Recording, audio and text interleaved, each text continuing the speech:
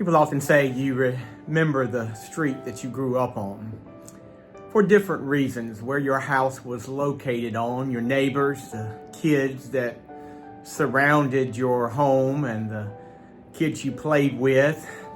Perhaps you remember your driveway or the look of your home, where your room was in the house, and the kitchen table. Perhaps how your mom and dad prepared the meal, your dad's favorite chair, how your house smelled when you came in the evening, or just a variety of things that made your house a home. But you remember the street of where you lived, and you can even close your eyes now and envision it, even if that house no longer stands there. There's something special about home for lots of people. There's a story in the Bible that's well known to most people about a young boy who left home. He wasn't satisfied living there with his dad and his older brother.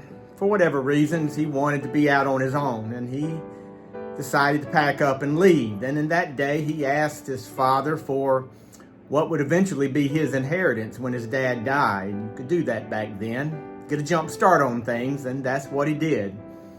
He got what was coming to him, packed up his bags, and left.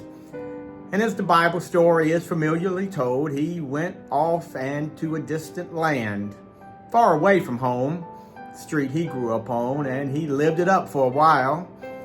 And eventually, he ended up blowing it all, ended up with nothing, living on the street without a home, without a house. Got so bad, he found a job feeding pigs. Pig food looked so good, he wanted to eat it himself. We don't know how long he lived on the streets, but at some point, he began to think to himself, maybe he could go home again, back to that house and that street he grew up on. Maybe not in the same way he once lived, but maybe he could get a job working for his father. At least it was a safe place to be, and a roof over his head, maybe as a servant, maybe working the fields. And so he decided to make that trip back to that street, to that house. Had to be a long walk back because he was in a distant land, gave him plenty of time to think about what he would say. And when he got near, he had worked up a speech that he had blew it, that he knew he had blew it now, and he wanted a job just working the fields. Well, his dad apparently saw him coming. Maybe he'd been waiting and watching for him to come home. And when he saw that son in a distance, he took off running. Not to kick him off the land, not to chase him down the street, but to embrace him and hug him. Well, lo and behold, to welcome him home. Showered him with kisses. Put his own robe on him, gave him some new shoes. Decided to throw him a party. A welcome home party after all that he had done to him.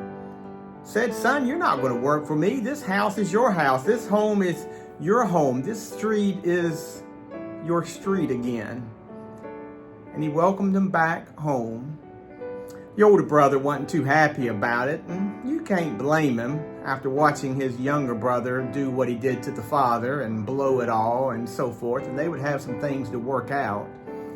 But this father would not give up on his son. He would welcome him back into that house.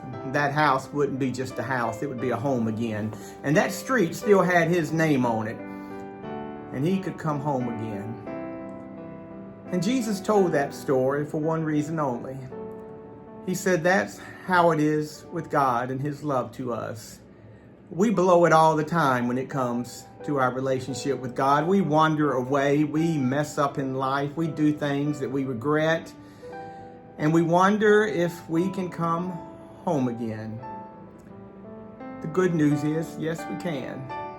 You see, God never changes addresses. He never moves away. He never takes a street sign down, but he's always waiting and watching for his weary children to come home again. So it doesn't matter how much we've messed up, screwed up, wandered away, gotten into trouble, done the wrong things, said the wrong things, even turned away from the Father's love. We can always come home again. And that's the good news of the gospel that needs to get through to us in our daily lives. That God's love doesn't care how far we've wandered. Even if we're knee deep in the mud and mire of feeding pigs, He'll take us back. He loves us that much. Not just to give us a job working in the fields, but to give us a robe and sandals, a ring on our finger, and even a party that says, this is my son, my daughter who was lost, and now they're found. And that's something worth celebrating. And that's good news for you today and me. There's a street with our name on it. It says God's grace and God's love, and it says welcome home. God bless, and hope to see you Sunday at Pine Street.